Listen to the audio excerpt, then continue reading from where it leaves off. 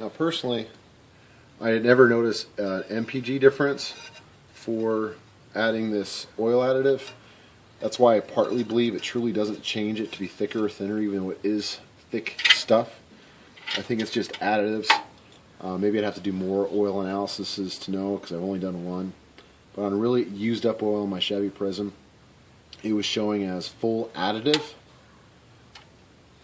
package at the end of 5,000 miles, and that blew me away. I was like, full additive package? That's why I think it's a lot of... I really should follow up eventually and do an oil change video without the additives added in to see if that's truly what the pure synthetic is doing. But it just matches my research that those additives don't change your the thickness of the oil. They're just there to be another layer of cushion between metal parts touching metal parts. And in this case, because it does stick to parts, that's why in the morning when I start up, it's almost as good as if the engine is already warm. So I've noticed it work on the opposite end as well. If it's really, really too hot and your engine likes 10W30 during the hot times in your area of the country versus 530 when it's cooler, then having that Lucas added will also break up your oil filling too thin, because on that end the engine's getting a little more noisy.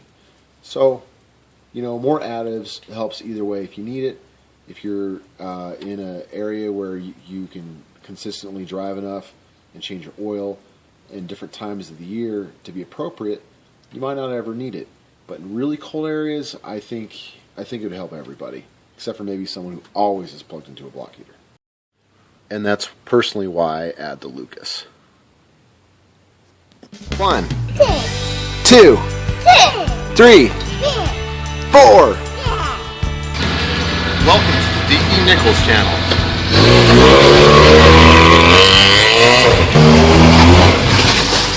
Additives.com.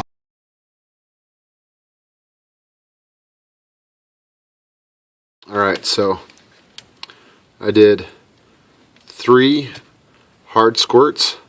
I know it doesn't look hard, but I pushed really hard for just about that long 3 times. I probably put in a lot more than I normally do. Okay, I did better than I thought. There's about that much of it that I put in. There's that much up to my thumb left. So I feel a little better about that. Because I do remember that my truck did better with more of it than my Chevy did. And also, when I was taking some oil out, it seemed like my oil was really, really full. I had the plug completely off, just draining. I did that 3 different times before I finally got into the hash mark. So I got to be more careful, not overfill my oil. Put in your oil second after an oil change, but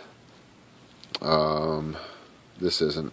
And now I see it sitting at the top and at the bottom. See, I might have taken more oil out than I need to. The reason why I say that is because sometimes if you're over full, yeah, see, it looks full there, but it doesn't there. Sometimes if you have it over full, the tube gets wet, and it won't tell you the truth. But I got plenty of oil in there that I'm not going to worry.